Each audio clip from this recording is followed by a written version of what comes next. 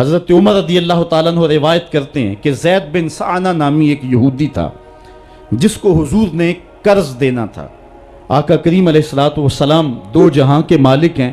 لیکن حضور کا فقر اختیاری تھا۔ آقا کریم علیہ السلام کے گھر میں بسا اوقات کتنے کتنے دن چولہا نہیں جلا کرتا تھا۔ حضور ادھار لے کر کے لوگوں کی مصیبتوں کو بھی دور کرتے، اور گھر کا چولہا بھی بعض اوقات ادھار لے کے گرم کرنا پڑتا۔ اعلیٰ حضرت فرماتے ہیں مال کے کونین ہیں گو پاس کچھ رکھتے نہیں، دو جہاں کی نعمتیں ہیں ان کے خالی ہاتھ میں۔ تو کہتے ہیں کہ ایک دن حضور علیہ السلام کی خدمت میں ایک شخص حاضر ہوا جس کا نام زید بن سعانہ ہے اور یہودی ہے، اور اس نے حضور علیہ السلام سے قرض کا تقاضا کیا، لیکن تقاضا اتنے سخت انداز سے کیا کہ اس نے حضور علیہ السلام کی قمیص کو پکڑ کے کھینچا بھی۔ تو حضرت عمر رضی اللہ تعالیٰ عنہ نے جب دیکھا تو بڑے گھور کے اس کی جانب دیکھا اور اس کو پیچھے ہٹاتے ہوئے کہا کہ تجھے شرم نہیں آ رہی کہ اللہ کے رسول کے ساتھ کیسے سلوک کر رہا ہے اور میں تیرے سامنے موجود ہوں؟ تو حضرت نبی رحمت صلی اللہ علیہ وسلم نے حضرت عمر کو کہا عمر مجھے تجھ سے اس بات کی توقع نہیں تھی۔ ذرا غور کیجئے حضور علیہ السلام کی اس سیرت کے انداز کو۔ ایک شخص آ رہا ہے اور حضور سے سختی کر رہا ہے، ابھی حضور کو قرض لٹانے کی جو تاریخ ہے اس میں بھی 4 دن باقی رہتے ہیں اور وہ ناجائز سختی کر رہا ہے۔ حضرت عمر رضی اللہ تعالیٰ عنہ نے جب اس کو گھورا اور سختی کی تو حضور علیہ السلام نے فرمایا عمر مجھے تیرے سے اس بات کی توقع نہیں تھی، تمہارا کام تو یہ تھا کہ مجھے حسن ادا کی تلقین کرتے کہ اچھے انداز سے قرض واپس کرو، اور اس کو جو ہے وہ نرمی کی تلقین کرتے، اور پھر آقا کریم علیہ السلام نے فرمایا اس کا قرض ادا کر دو، اور اے عمر جو تم نے اس کو گھورا ہے اس کے بدلے میں 20 وسق زیادہ کھجوریں بھی تم اس کو دو گے۔ تو زید بن سعانہ نے جب حضور علیہ السلام کی اس سیرت اور اس کردار کو دیکھا، اور حضرت عمر رضی اللہ تعالیٰ عنہ 20 وسق اس کو کھجوریں دے رہے تھے، تو اس نے حضرت عمر کو بتایا کہ میں یہودی ہوں اور میں نے تورات کے اندر نبی آخر الزماں کی شان اور عظمتوں کے بیان کو پڑھا ہے، یہ بات ابھی رہ گئی تھی، باقی ساری نشانیاں میں نے حضور میں دیکھ لی تھی، اب یہ نشانی رہ گئی تھی، آج میں نے یہ بھی دیکھ لی، اور پھر وہ حضور کی خدمت میں حاضر ہو کر اسلام کے دائرے میں داخل ہو کر حضور کا عبدی غلام بن۔ حضرت معاذ بن جبل رضی اللہ تعالیٰ عنہ فرماتے ہیں کہ ایک دن حضور گلی سے گزر رہے تھے اور میں ایک جانور کی کھال اتار رہا تھا، اور مجھے کھال اتارنے کا طریقہ نہیں تھا، مجبوراً مجھے کھال اتارنا پڑی۔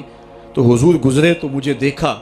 کہ معاذ بن جبل کو کھال اتارنا نہیں آ رہی، تو حضور رک گئے اور آقا کریم نے فرمایا معاذ ٹھہرو ذرا میں تمہیں بتاتا ہوں کہ بکری کی کھال کیسے اتاری جاتی،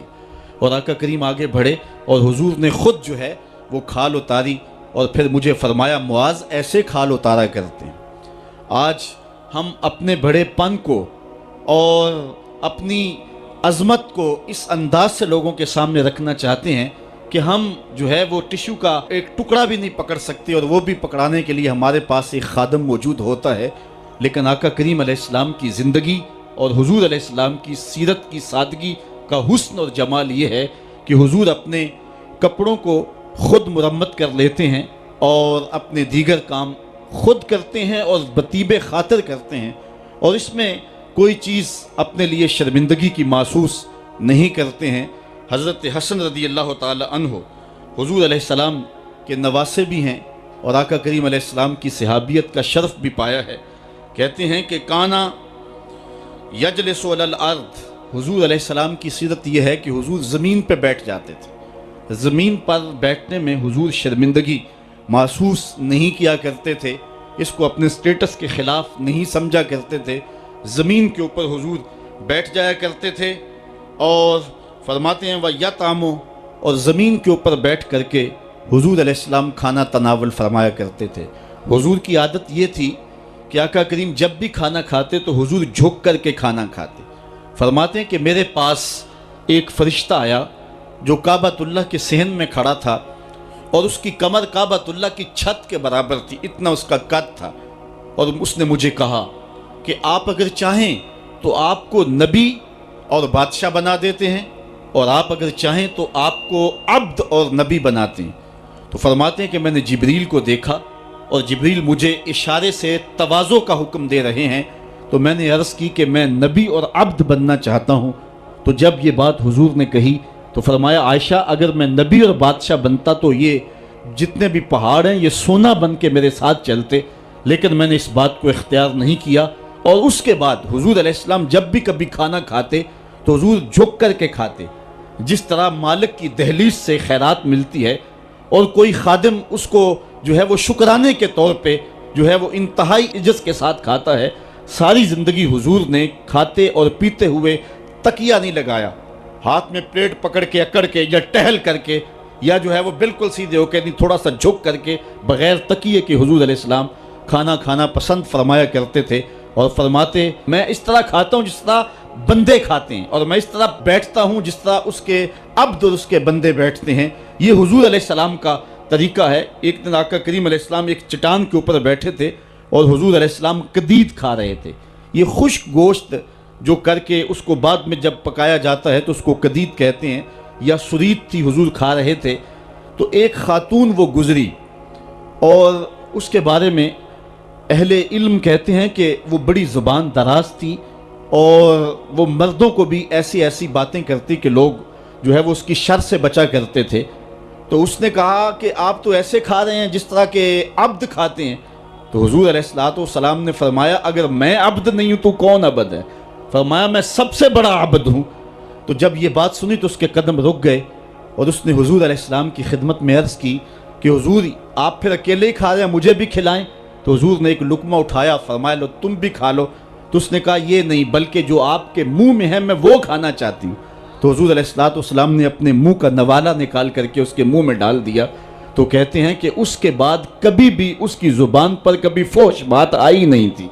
حضور کے جوتے کی وہ برکت تھی اور اس کا وہ فیضان تھا کہ اس کے اندر ایسی روشنی ہو گئی۔ پہلے وہ سخت لعان تھی، گالیاں دینے والی تھی اور فحش گفتگو کرنے والی تھی، لیکن حضور علیہ السلام کے جوتے کی برکت سے اللہ تعالیٰ جل شانہ نے اس کی زبان کو حسن بھی دے دیا اور جمال بھی عطا فرما دیا۔ تو حضور علیہ السلام کی عادت تھی کہ آقا کریم زمین پہ بیٹھ کے کھاتے، جھک کے کھاتے، فرماتے میں ایسے کھاتا ہوں جس طرح عبد کھاتے ہیں۔ وَيَلْبَسُ الْغَلِيظ، اور آقا کریم علیہ السلام موٹے کپڑے پہنتے تھے، باریک ترین کپڑے پہننے سے حضور نے گریز کیا ہے۔ اور یہ وَيُطِيلُ الصَّلَاةَ، اور حضور کی نماز لمبی ہوا کرتی تھی۔ وَيُقَصِّرُ الْخُطْبَةَ، اور خطبہ حضور مختصر فرمایا کرتے تھے۔ وَلَا يَانِفُ أَن يَمْشِيَ مَعَ الْأَرْمَلَةِ وَالْمِسْكِينِ فَيَقْضِي لَهُ الْحَاجَةَ، اور حضور علیہ السلام اس بات میں کوئی شرمندگی محسوس نہیں کیا کرتے تھے کسی مسکین، کسی لاچار،